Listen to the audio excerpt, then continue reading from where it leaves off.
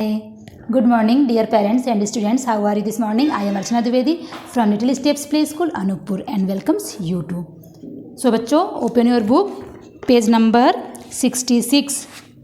Sorry, page number 67. क्या दिया हुआ है? प्रश्नों के उत्तर लिखना है. ये चैप्टर मैंने आप लोग को पढ़ा दिया है. अब देखिए, पहला क्वेश्चन क्या है?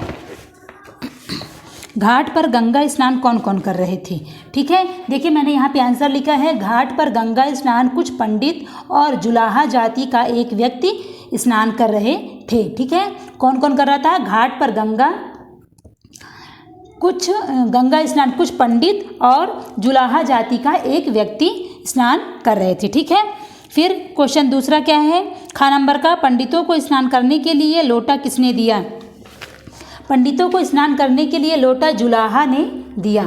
ठीक है, वहाँ पे एक जुलाहा व्यक्ति था ना, जुलाहा जाति का व्यक्ति, उसने दिया. ठीक है, स्नान करने वाले पंडितों ने लोटा क्यों फेंक दिया?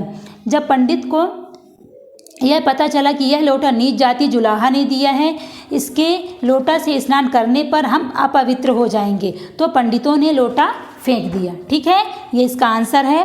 फिर घ नंबर का है, पंडितों की बात सुनकर संत कबीर ने क्या कहा?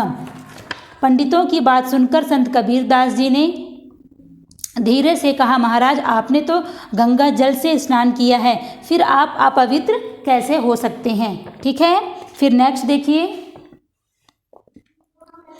प्यास लगने पर आनंद ने किससे पानी मांगा?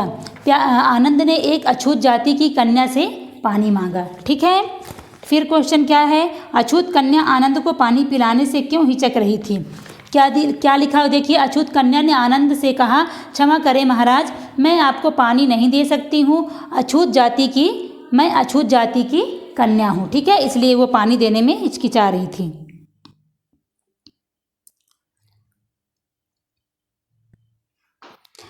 वह कन्या जानती थी कि मैं अछूत जाति की हूँ, मेरे हाथ का पानी अपवित्र है, इसलिए आनंद को पानी पिलाने में हिचक रही थी. ठीक है, क्या सोच रही थी वह कन्या? कि मैं अछूत जाति की हूँ, तो अगर मैं पानी पिलाऊंगी तो क्या हो जाएगा? मेरे हाथ का पानी अपवित्र हो जाएगा. ठीक है ना, इसलिए वह पानी पिलाने में हिचक रही थी. ठीक है, फिर देखिए क्या है? आनंद ने अछूत कन्या की बातों का क्या जवाब दिया? आनंद ने कन्या को जवाब दिया, मैंने तुमसे पानी मांगा है, तुम्हारी जाति नहीं पूछी थी, ईश्वर की दृष्टि में सब समान है. ठीक है, ये हो गया 6 नंबर का. अब देखिए इया नंबर का, झा नंबर का देखिए. जाति पाति के संबंध में कबीर और आनंद के क्या विचार थे? झा नंबर का है, जाति पाति के संबंध में कबीर और आनंद के विचार थे कि सभी मनुष्य ईश्वर की संतान हैं, जात पात के आधार पर किसी को ऊंच नीच मानकर भेद नहीं करना चाहिए. ठीक है, जात पात की भावना किसी के अंदर नहीं होनी चाहिए. इन दोनों प्रेरक प्रसंगों से तुम्हें क्या शिक्षा मिलती है?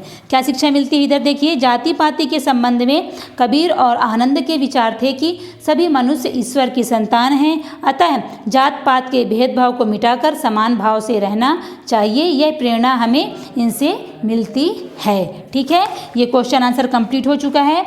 अब देखिए नीचे क्या लिखा हुआ है. निम्नलिखित के विलोम शब्द लिखिए. विलोम शब्द लिखना है. ठीक है, मतलब इसका उल्टा. अपवित्र का क्या होगा? पवित्र. मूर्ख का होगा विद्वान. ऊंचा का नीचा. अछूत का ब्राह्मण, ऊंची जाति. ठीक है, फिर घृणा का क्या हो जाएगा?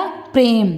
फिर समान का असमान. ठीक है, ये हो गया विलोम शब्द. निम्नलिखित शब्दों के दो पर्यायवाची शब्द लिखिए. पर्यायवाची शब्द लिखना है. गंगा का भागीरथी मंदाकिनी होगा. मनुष्य का होगा आदमी और इंसान. और ईश्वर का होगा भगवान परमात्मा.